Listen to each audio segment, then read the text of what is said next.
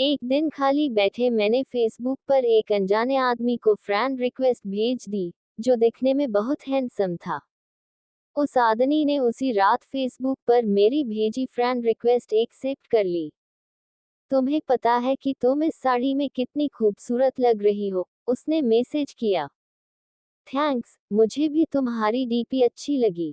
इसी तरह हमने बातें करनी शुरू कर दी। मुझे पता था कि वह 39 साल का शादीशुदा आदमी है, जो 2 बच्चों का बाप भी है। इन सब चीजों के बाद भी हमने अपनी बातें शुरू कर दी। इतना ही नहीं, हमने अपना नंबर भी एक दूसरे के साथ बदल लिया। देखते ही देखते हम एक दूसरे के करीब आ गए और एक दूसरे के बेस्ट फ्रेंड बन गए। फेसबुक पर हम एक दूसरे के साथ बहुत ज्यादा बातें करने लगे और सोशल मीडिया पर ज्यादा से ज्यादा समय बिताने लगे। दूसरी ओर उस आदमी को लगने लगा कि हमारे करीब आने से, इतनी बातें करने से वह अपनी बीवी से दूर जा रहा है। वह अपने बच्चों के साथ दूसरी सिटी में रहती थी। वह मुझसे बोलता था, अभी पता नहीं, मैं सारा दिन तुम्हारे बारे में ही सोचता रहता हूँ। मुझे अफसोस है इस बात पर। मैं नेचर से काफी शर्मीली थी। मेरे काफी अच्छे दोस्त भी थे, लेकिन मुहाफिज जैसा दोस्त होना काफी स्पेशल था मेरे लिए।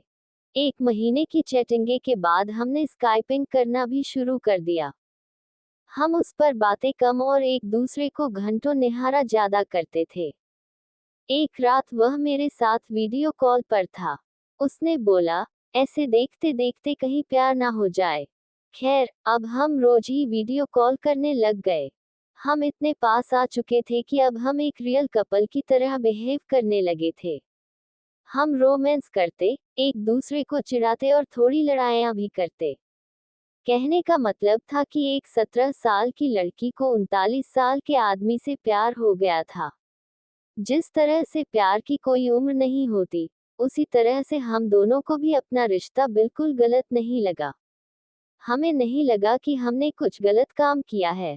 इसी दौरान इसकी बीवी और बच्चे इससे मिलने आए, पर वह फिर भी मुझसे बातें किया करता था। यहाँ तक कि वह अपनी बीवी के सामने भी मेरी कॉल उठा लेता था। उसी दौरान उसकी बीवी उस पर शक करने लगी, क्योंकि अब वह पहले जैसा बिल्कुल भी नहीं रहा। एक रात की बात थी, जब ये दोनों बेड पर अपने कमरे में बैठे हुए थे। तभी इनके फोन पर मैंने मैसेज और अपनी फोटो भेजी। इनकी वाइफ ने उठकर फोन जैसे ही खोला, मेरी फोटो उन्हें दिखी। उसकी वाइफ ने कोई रिएक्शन नहीं दिया, बस मुहाफिज को जोर का थप्पड़ मारा और रोने लगी। 3 दिनों के बाद वह घर छोड़कर चली गई। मुझे उसकी वाइफ के लिए काफी बुरा लगा, इसलिए मैंने उससे कई दिनों तक बातचीत बंद कर दी। उसकी वाइफ के जाने के बाद हम फिर से मिले और हमने लॉन्ग ड्राइव पर जाने का प्लान बनाया। उसी शाम उसने मुझे प्रपोज किया। मुझे सिर्फ तुम ही चाहिए और कुछ नहीं। अपनी जवानी में मैं काफी सारी लड़कियों से मिला, पर तुम ही एक ऐसी लड़की हो जिसने मेरा दिल चुराया है। वहां कुछ देर के लिए शांति छा गई। फिर उसने मुझे आई लव यू बोला। उसकी आंखों में आंसू थे। हम एक दूसरे को किस करना चाहते थे, गले लगना चाहते थे। दूसरे दिन मुझे एक मैसेज मिला, जिसमें उसने लिखा था, हे डार्लिंग, आई लव यू, लेकिन मेरा परिवार भी है, मेरी कुछ ड्यूटीज भी हैं। यह मेरा तुमको आखिरी मैसेज है।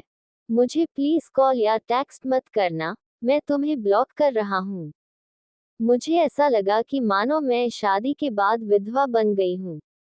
मैं बुरी तरह से टूट चुकी थी, काफी परेशान थी।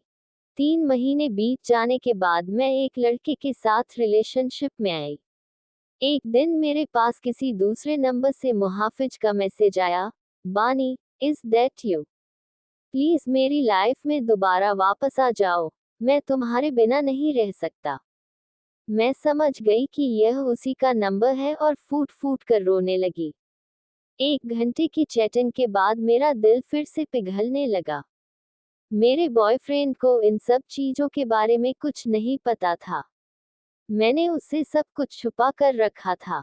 मैंने उस पूरी रात केवल मुहाफिज से बातें की। एक दिन मुहाफिज ने मुझे अपने घर पर लंच के लिए बुलाया था। मैंने हाँ कर दी और चली गई। घर जाकर मैंने देखा कि वह खाली था और वहां केवल मुहाफिज के कोई नहीं था। उसने मुझे अंदर बुलाकर फ्रेश होने के लिए बुलाया। उसने ढेर सारी बातें की और खाने की टेबल सजाई। मेरे लिए ये सब नया था। मैं केवल इधर उधर देख रही थी। तभी अचानक मैं जैसे ही पीछे मुड़ी उसके होंठ मेरे होंठों पर थे। हम एक दूसरे को प्यार करने लगे। मैं भूल गई वह कौन है और मेरी उम्र कितनी है।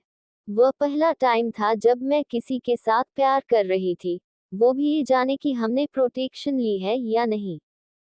बस हम एक दूसरे को प्यार करते रहे। दूसरे दिन मुझे काफी अच्छा महसूस हो रहा था। अब मुझे पूरी तरह से एहसास हो चुका था कि वह मुझे कभी नहीं छोड़ेगा।